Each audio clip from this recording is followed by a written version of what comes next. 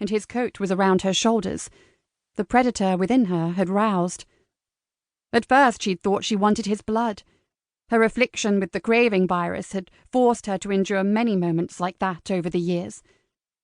But the second he touched her, something in her body had shifted, and suddenly she wasn't thinking about his blood at all.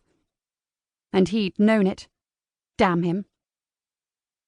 "The only bachelors in this room are Charlie and yourself," she said, finally finding her voice. "Charlie's barely a man grown, and you, well, you're entirely unsuitable. If you feel the need to flee, then please, don't hesitate. The rest of us are here to celebrate a wedding." That hand splayed across her lower back, his palm caressing her spinal muscles. Good heavens! Ava's mind went vacant for a moment. She swiftly tugged out of her reticule the small flask of protein solution she'd been using to keep the craving at bay.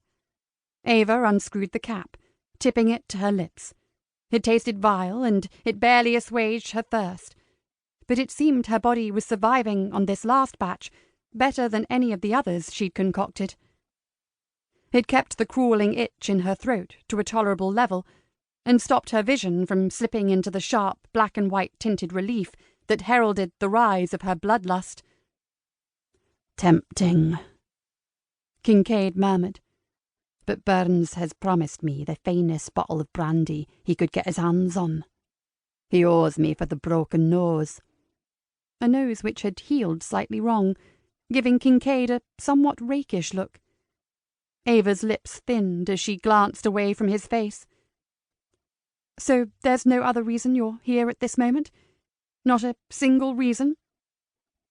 "I was still holding the carriage to Calais out front," he jested. Or at least she hoped it was a jest. "Too late now. They're married, and about to start the rest of their lives together." "It's never too late." "Why are you so cynical?" she demanded in a hoarse whisper, still trying to keep her voice low enough so none of the others would hear. "Why are you such a dreamer?" "Touché." Ava glanced back at the bride and groom as guests greeted them. Ingrid glowed with happiness. "Because this world can be a horrible place," she said softly, "and it's moments like this that remind me there can be joy and happiness sometimes too. This moment is a lovely one, and I shall cherish it for as long as I live. My friends are happy. They're married. They're about to step into a long, blessed future. It's perfect." She felt that knowledge fill her from within, softening all the lonely little hollows that lay tucked in her heart. On the darkest night, in the worst moments of her nightmares, she could look back on this moment now, and it would fill her with hope. "It's a fairy tale," Kincaid murmured, and he too was watching the bride and groom, almost as if he saw something she didn't. "And how long does the fairy tale last? Nobody ever thinks about what happens to Cinderella after she marries the prince. Maybe her life is not all hope and dreams as she spends the rest of her days with a man who couldn't even recognize her. I'm not a cynic. I'm a realist." Ava punched him lightly in the arm. He looked down in surprise. "Stop ruining my moment. Take your scowling elsewhere. Cinderella lives happily ever after, and I will not accept a different conclusion." "You like weddings?" he accused, his dark brows drawing together as if he'd only just realized this fact. It wasn't as though she was ever going to have one herself, so she might as well enjoy others. "Yes, I like weddings." "You want to be married?" he said, and Ava's insides went cold.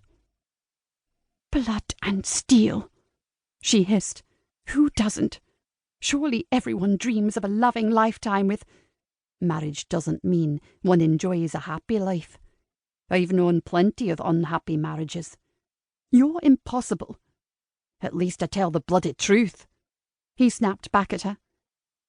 Ingrid gave the crowd her back and moved her arm. Ava shot Kincaid a fierce glower. "Well, you're the only man who thinks—"